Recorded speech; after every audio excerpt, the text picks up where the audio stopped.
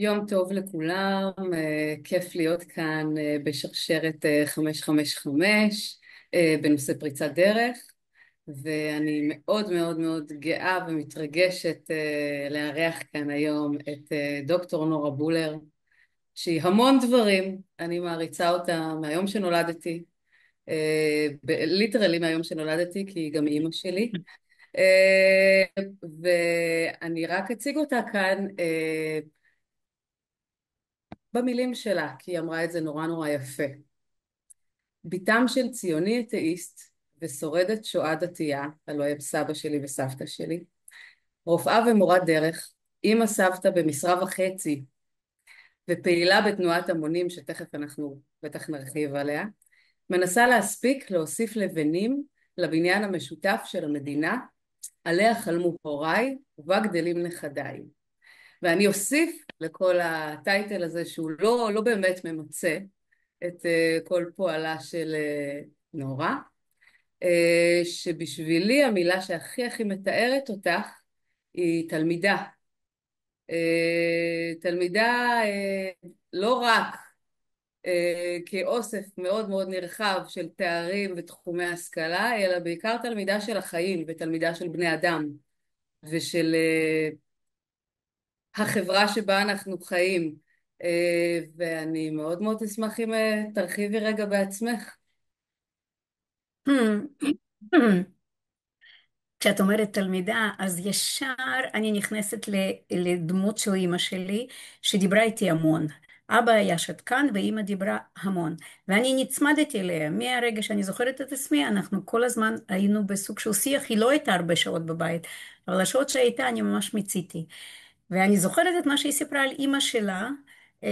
היה שם סיפור חיים מאוד קשה, כי אימא שלה הייתה גרושה מבעלה האהוב, כי המשפחה הפרידה ביניהם, הוא היה עשיר, היא הייתה ענייה, והיא גידלה את הבת בצניעות, שאין דברים כאלה. זאת אומרת, הבת, זאת אומרת, אימא שלי הייתה מאוד מאוד כישרונית, ולמדה תמיד הכי טוב, וכל הסופרלטיבים, אז היא מאוד רצתה שהיא לא תהיה גאה מדי. איך אומרים היום? שלא תעוף על עצמה? אז מה שהיא אמרה לה, יש לך פשוט זיכרון טוב. וזהו. ועם זה היא נשארה לי כל החיים, שצריך להיות מצטיינת, אבל צנועה. זה משהו שאני לא יודעת אם למדתי טוב, לדעתי לא מספיק, אבל הדבר הזה פשוט כחוט השני כל הזמן אה, מנתב לי את הדרך. צריך להשתדל לעשות כמה שיותר, אבל תנסה להמעיט את הערך שלך, וככה אני חושבת, זו הדרך שאני ירשתי מאמא שלי, שהייתה אישה מוארת ממש, את יודעת, וחוץ מזה, האמונה שלה, היא הייתה אישה מאמינה, מאוד. היא שמרה על שבת במקום, במדינה ממש עם דיקטטורה בברית המועצות של פעם, והיינו צריכים לדאוג שהחלונות יהיו סגורים, ושאף אחד לא ייכנס, כי חס וחלילה יראו אותה מדליקה נרות, זה מסוכן. ואני לא מאמינה באיזושהי אישות טרנסצנדנטלית, אבל אני מאמינה באמונה. ואני מאוד מעריכה אנשים מאמינים, ולדעתי זה משהו, זה לא כל כך חשוב. אימא שלי בכלל אמרה שהאלוהים הוא המצפון של האדם. תבינו, בבית של מי גדלתי. אז אני לא יודעת כמה הצלחתי להוריש את זה הלאה, אבל אני חושבת שזה משהו, אמונה במצפון, אמונה בבן אנוש, אמונה באיזשהו גרעין של כבוד ויושר. זה משהו שאני ירשתי מאמא שלי, ואבא היה ציוני, בכל רמת איבריו. הוא ממש, כאילו, מהרגע שהוא חזר מהצבא האדום, וזה היה ב-47, אחרי שנגמרה המלחמה, עם כל החוויות הכי קשות שהיו במלחמה, הבן אדם הזה החליט שיש רק דרך אחת בשבילו להמשיך להתקיים, שזה יהיה במדינה שעוד לא הייתה. וכשהוא הכיר את אמא שלי, הדבר הראשון שהוא שאל אותה, האם וכאשר תהיה מדינה, האם תבואי? אז היא אמרה, בוודאי, היא הייתה בטוחה שזה מעולם לא יקרה, והיא רצתה את הבחור, אז היא אמרה, אוקיי, בסדר, אני אבוא. 30 שנה אבא תכנן עלייה, משנת 47 עד 76 כשעלינו. ואני רואה את עצמי כאיזושהי חוליה בשרשרת. אני הגעתי לכאן עם ילד בן 1 שנה ו8 חודשים. אני הבאתי לעולם בארץ עוד 3 ילדים, ממש לא טיפוסי רופאה ועוד ממוצא רוסי. וארבעה יצירות האלה, עם 10 נכדים מבחינתי, זה משהו שאני מחויבת לו. ואם אני בניתי את המשפחה בארץ, אני ממש מרגישה שהזמן שנותר לי צריך להיות מנוצל בצורה הכי יעילה. ולכן הגעתי, ואני ממש ממש מאושרת שהגעתי לרבעון הרביעי, שזו תנועה שנותנת לי תקווה שאולי אני אספיק בשנים שנשארו לי, אולי אני אספיק באמת להוסיף איזשהו, אה, איזשהו רובד נוסף.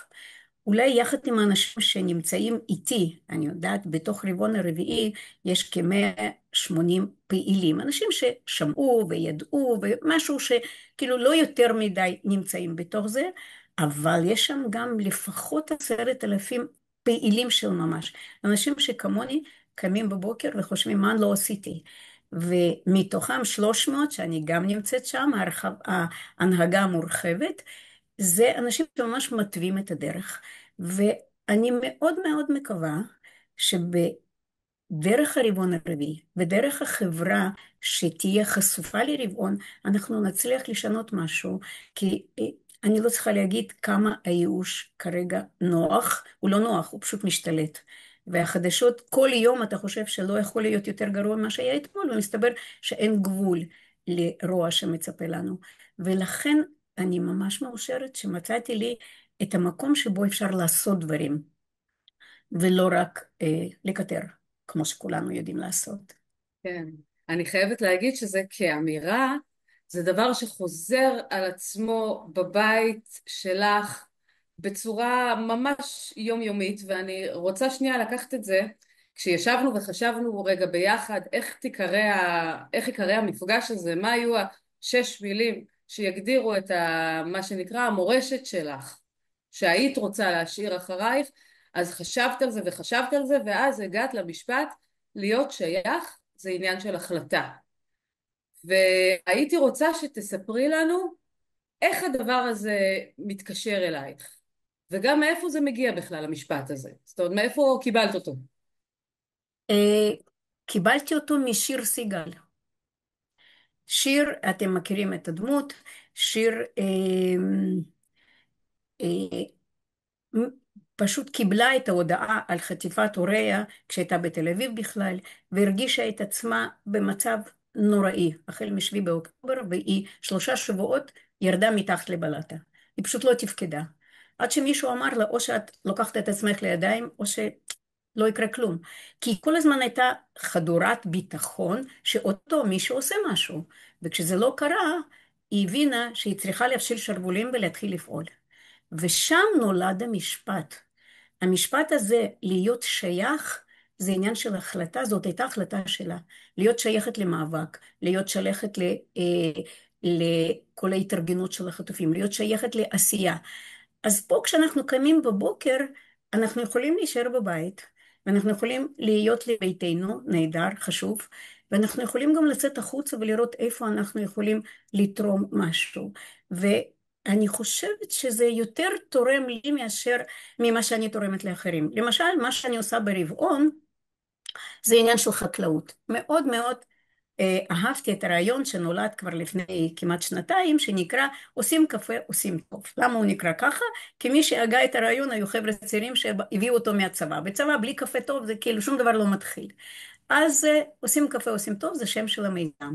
אנחנו באים כקבוצה מטעם הרבעון, פעם ב3 שבועות, פעם בשבועיים, פעם בחודש, פעם בחודש וחצי, איך שיוצא, אנחנו מתארגנים כקבוצה 10, 15, 20, 30, 40, כמה שיוצא, ומגיעים לחקלאי, עוזרים לו, עובדים 4-5 שעות, ואז פורסים, אז בעצם הגרעין של המפגש, פורסים מחצלות, יושבים בקבוצות של 5-6 חבר'ה ומדברים. ופתאום ראיתי שעם הזמן, שזה הופך להיות החלק המרכזי של האירוע. כלומר, אנשים כל כך זקוקים לשיח, הם כל כך זקוקים לחיבור בין אישי, שהם עושים את העבודה. אגב, החיבור הזה קורה גם תוך כדי עבודה, זה נורא כיף לקטוף מלפפון ולדבר עם מישהו שאתה לא מכיר, מישהו שאתה לא היית מודע לקיומו, ובטח לא היית ער לדעותיו.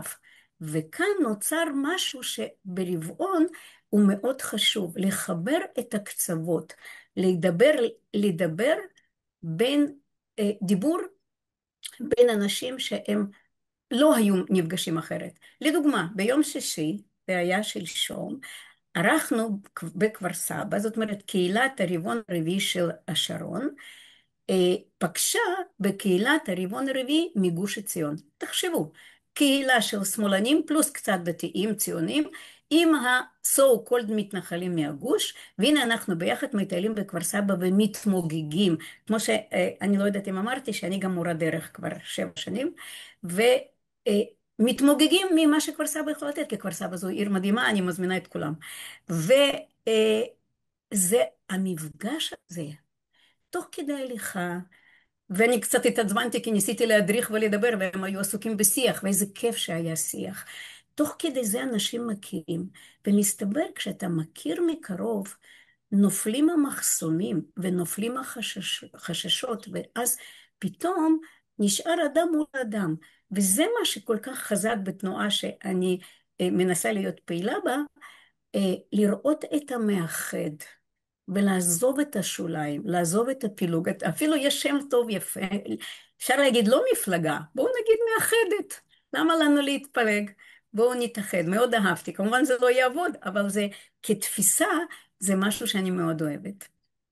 אני חייבת לספר הזמנת אותי לסלון, מפגש של הרבעון הרביעי אצלך בבית, והיה לי נורא קשה, אני מודה. היה לי נורא קשה, ואני גם יודעת שאת שומעת את הקולות האלה מעוד כיוונים, אני לא לבד פה.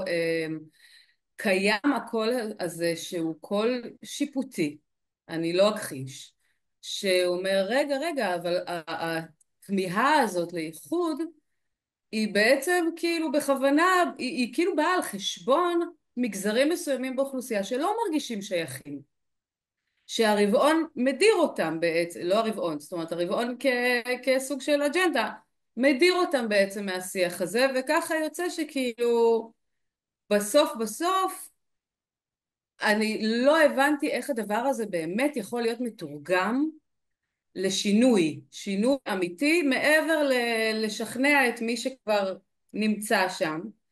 וביקשתי ממך רשות להעלות את הדבר הזה כאן כדי שתוכלי להגיב לו, כי אני יודעת שאת עמוק בלב באמת איכשהו מצליחה לנהל שיח עם אנשים ששונים ממך בתפיסת העולם שלהם באופן קיצוני, ואת מתמוגגת.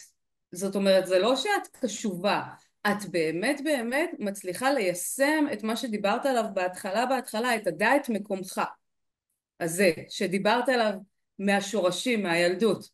ואני לא מצליחה להבין איך את עושה את זה, ומה את כאילו מצליחה, איך את מצליחה לתרגם את זה לאיזו תמונה של עתיד שבאמת עובדת.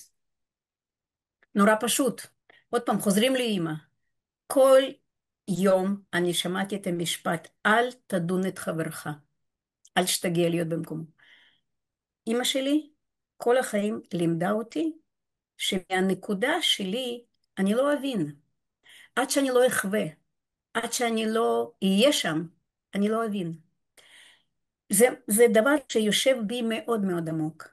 אז כשאני מדברת עם בחורה שעברה התנתקות, והיא זוכרת את זה שהמדינה לא אפשרה להפגין, והיא מאפשרת לנו היום, כי אני הייתי מפגינה, איך הם קוראים לזה קפלניסטית? אז הייתי שם, הייתי, לא היום, ו, והם לא יכולים לסלוח. עכשיו, זה יושב אצל אותה בחורה כל כך עמוק, שהמשפחה שלה לא יודעת מזה, הם מתביישים.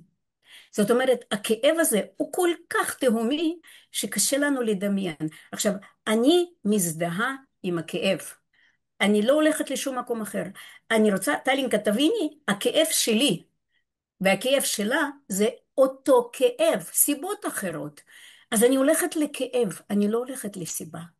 אני הולכת למה שבן אדם מרגיש, וברגע שאני ארגיש את מה, או לפחות אבין, אכיל את מה שהיא הרגישה, יש לנו על מה לדבר. ומסתבר שרק במסגרת הרבעון, פעם אחת באיזושהי פגישה בצופים, היא הייתה בשיח מול שמאלנית איך אני אגיד, מאוד כבדה, כמוך, מנתניה, או לא יודעת מאיפה. והאישה הזאת שהיא שוחחה איתה, הצליחה, איכשהו הצליחה לאפשר לה לגעת באותו כאב עתיק של ילדה בת 14. פעם ראשונה. היא היום בת 54. פעם ראשונה.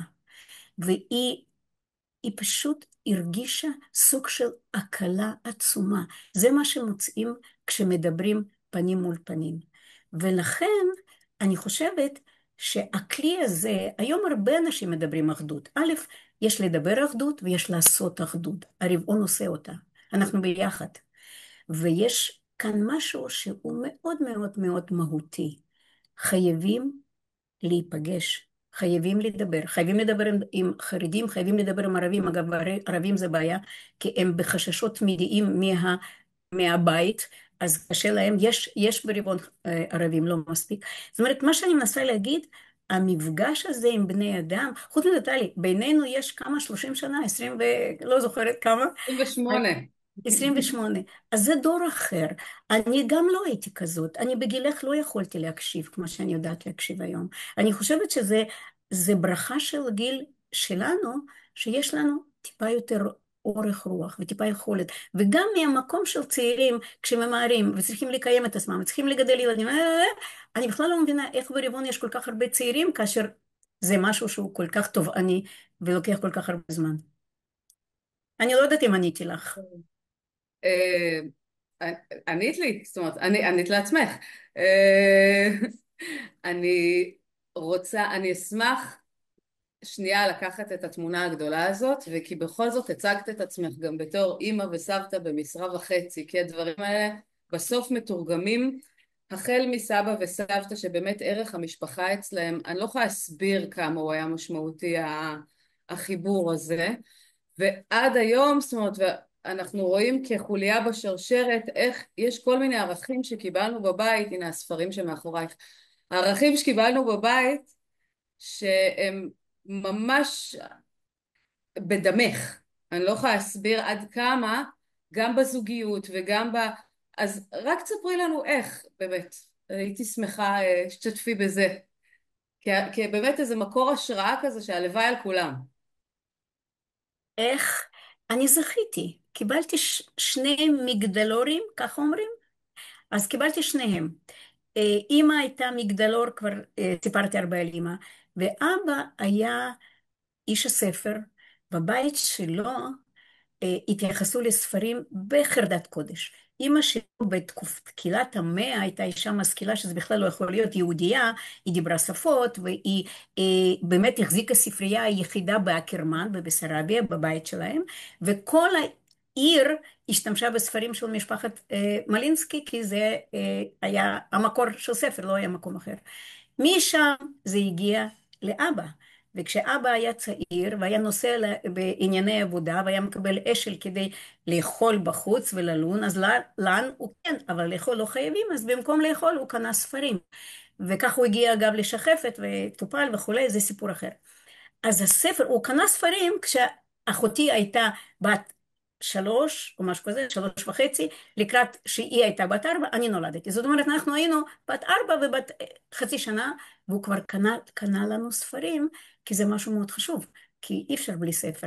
ואני מתמוגגת לראות איך זה הגיע אלייך, ואת חייבת ספר, את ממש, את כאילו, ספר זה קדוש, והגיע לבת שלך, ואני פשוט מסתכלת על זה ואומרת, או, יופי, אבא שלי ממש שמח.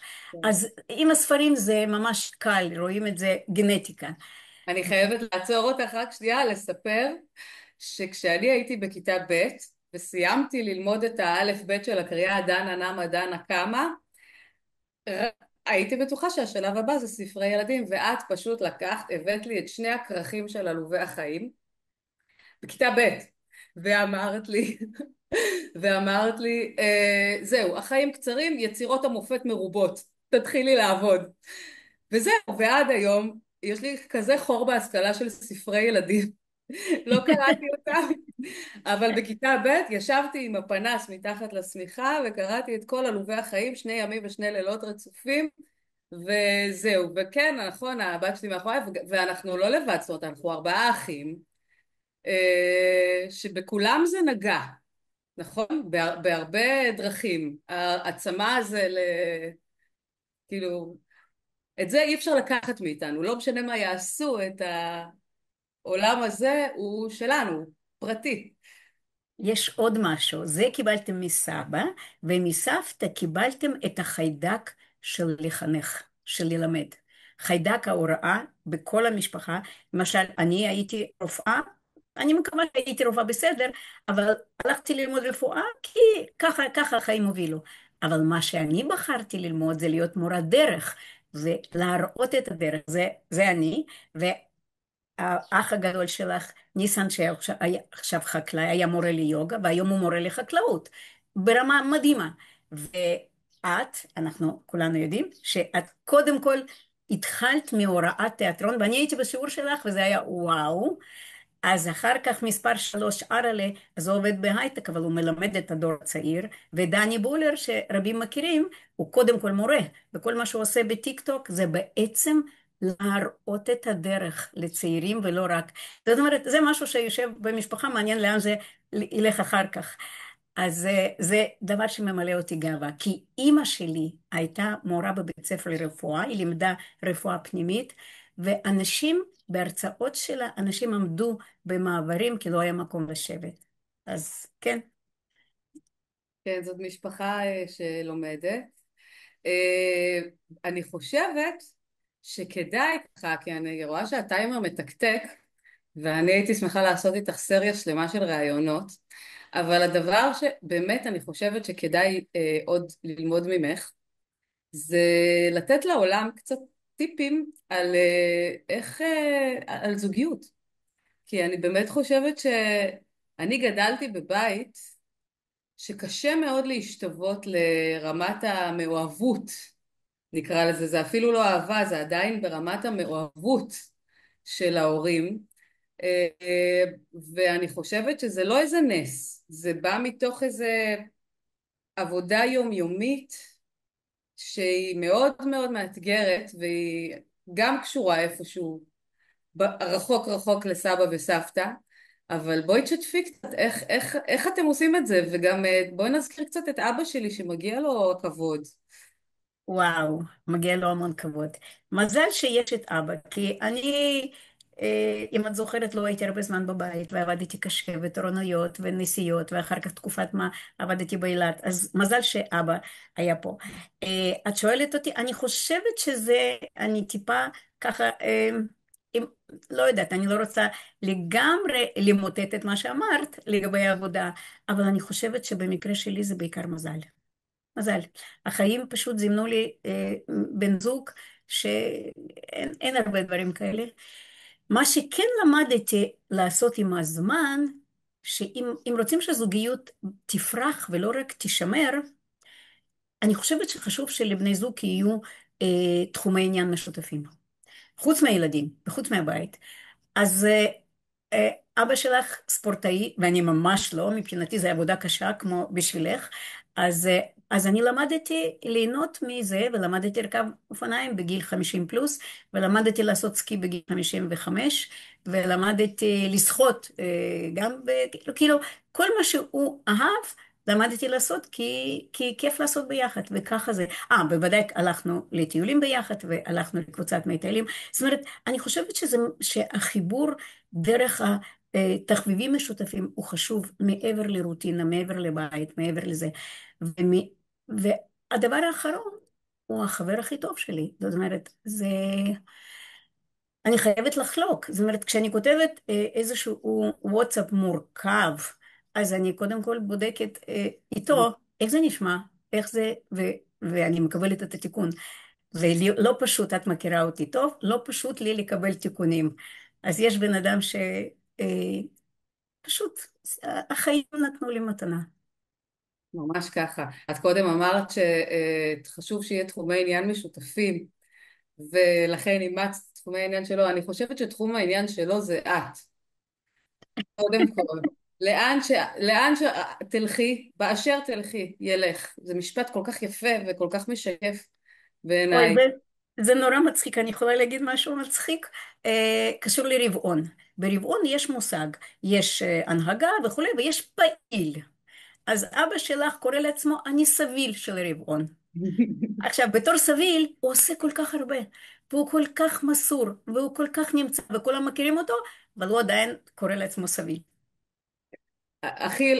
הסביל הכי פעיל שיש, אני לגמרי, חושבת. לגמרי, לגמרי, לגמרי. אוקיי, אנחנו כבר כזה מתחילות להתכנס לקראת סיום. אז אני חושבת שזה הרגע הטוב תני לנו רגע הצצה לעתיד. זאת אומרת, ואני לא מדברת, אני מדברת גם על העתיד שאת מדמיינת ורוצה, אבל גם על העתיד של עצמך, כי את בכל זאת ילדונת. תלמידה, אמרנו תלמידה שלא מפסיקה ללמוד. מה עוד נשאר לך ללמוד? אה, נשאר לי ללמוד המון, אבל אני רוצה קודם ללמד, סליחה. אני רוצה להגיד משפט שאני ממש חשבתי עליו לפני הרעיון, מהו המסר, אם אני רוצה להגיד במשפט אחד, מה אני רוצה באמת שיעבור כאן כמשהו מאוד מאוד בולט וחשוב. ישראל זה מקום על פני הגלובוס, שבו מאוד בקלות אפשר ללמוד את העיקרון ששום דבר לא ברור מאליו. זה לא בצרפת ולא באנגליה, אבל בארץ שום דבר לא ברור מאליו. להתעורר בבוקר במיטה שלך לא ברור מאליו. שתהיה לך מדינה משלך, כל כך לא ברור מאליו, שחייבים פשוט להרגיש את זה כל הזמן, וצריך לעבוד על זה, וצריך להגן על העניין הזה. זה שאת נולדת חופשייה, כיהודייה, חופשייה במדינה שהיא שלך, זה דבר לא ברור מאליו, ואנחנו כולנו צריכים לעבוד קשה כדי שזה יישאר ככה. זה המסר הכי חשוב. ללמוד, אני אלמד איך לעשות, איך להנחיל את זה בצורה יותר יעילה. אני חושבת שזה הפואנטה, זה מה שאני אלמד. וואו, ממש ממש מרגש אותי, אני חייבת להגיד, המעמד הזה. זה קצת מחליף את הטיול שורשים שמעולם לא יצא לנו לעשות ברוסיה, נכון. שתוכנן, כי אני קצת מרגישה שיש פה המון המון חיבור והמשכיות של השרשרת הזאת, שגם השפיעה עליי מאוד, גם עלייך, גם על האימא שלך וגם על אימא שלה, ויש פה איזה מין שרשרת שלמזלנו, באמת אני חושבת שבורכנו, אוקיי? זאת אומרת, את אומרת כל הזמן אני בת מזל, וזה לא שלא עברת קשיים בחיים, זאת אומרת זה יהיה מאוד מאוד נאיבי לחשוב ככה, אבל המזל הזה הוא איזה מין תפיסה שאני חייבת ללמוד אותה, אני חייבת ללמוד לחשוב ככה. יש לך זמן, עדיין. זה לא מובן מאליו, כמו שאמרת, נורא נורא יפה. לגמרי, כן. לגמרי. דקה אחרונה, את רוצה לתת לנו איזה פאנץ'? הפאנץ' שזאת חוויה מדהימה להיפגש עם הבת שלי בצורה כזאת. אה, הפאנץ', אני ממש שמחה שהזדמן לי להגיד את מה שאני הרבה זמן חושבת ולא תמיד זה יוצא, ואני באמת גאה ומאושרת להיות יהודייה ממוצא רוסי. הכל חשוב. ואימא לארבע יצירות מדהימות, וסבתא ל10 נכדים שהלוואי ותישאר להם מדינה תקינה משגשגת. הלוואי. מתפללת. תודה רבה רבה. דוקטור נורה בולר, אימא שלי, תודה. תודה, מות.